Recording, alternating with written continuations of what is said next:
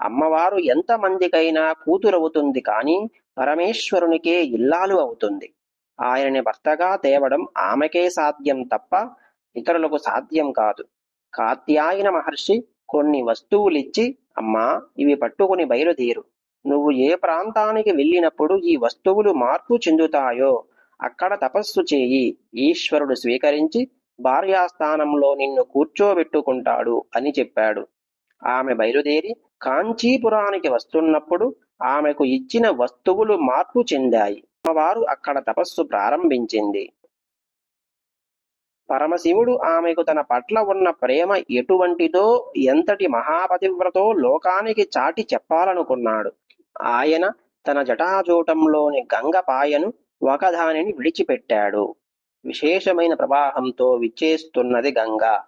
ఆవిడ ఇసుక లింగాన్ని చేసి ఆరాధన చేస్తున్నది.